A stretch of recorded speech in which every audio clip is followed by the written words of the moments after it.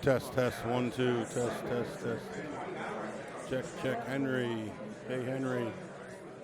All good? We got old. You don't find that funny? Fuck you.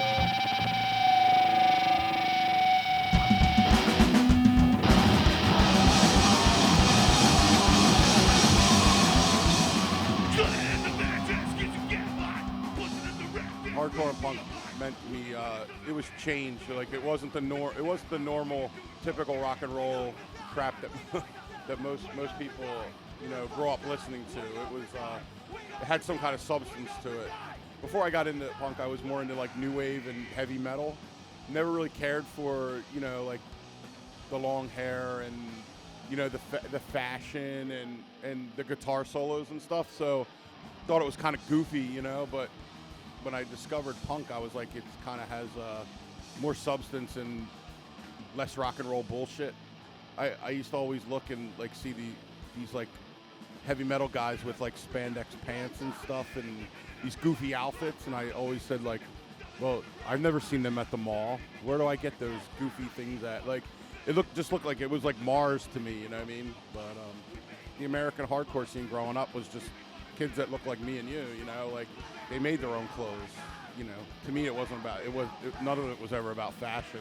Not that I don't like some punk fashion, but it's not what appealed to me. It was mostly the message, being able to have a say. Hardcore and punk is kind of like close knit. It's something I grew up with, and I hold it dear to my heart. I met a lot of really good people through it. I met a lot of jackasses too, but it is what it is. You're gonna have that in life. I got into punk and hardcore in mid '80s. I kind of fell into the band accidentally.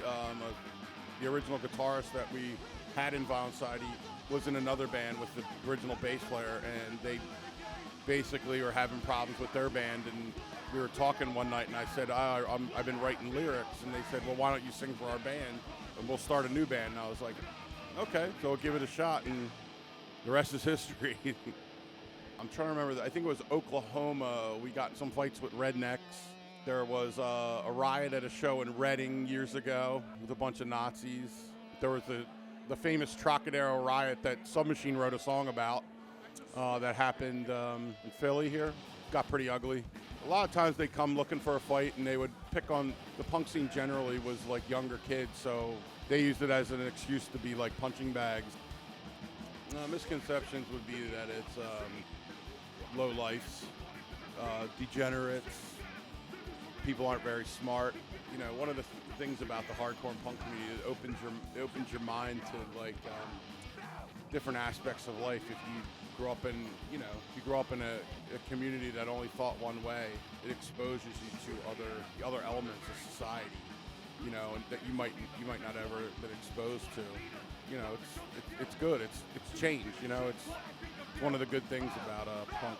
I think social media and like just computer age in general made it very easy to be a punk. When I grew up, it was like you had to really go looking. You had to go look for records. You had to go look for shows. Like you couldn't just pull up your phone and say, "Oh, there's a show going on tonight."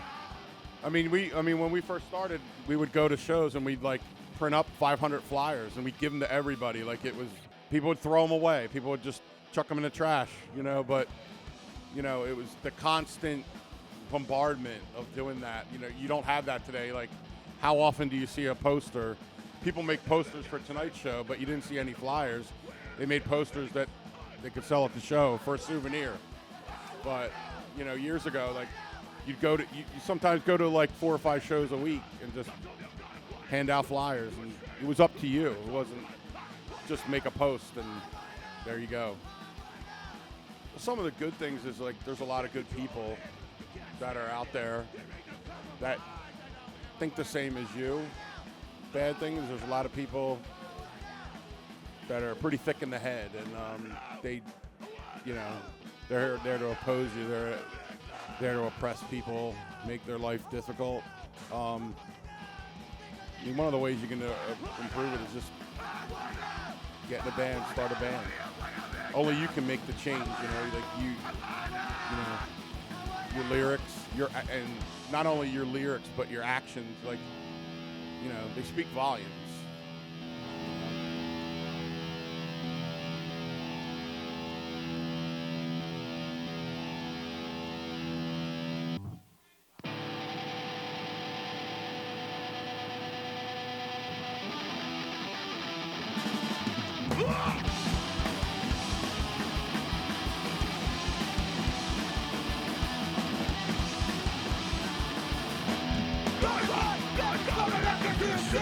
Looking at the ritual, you're not kerosene.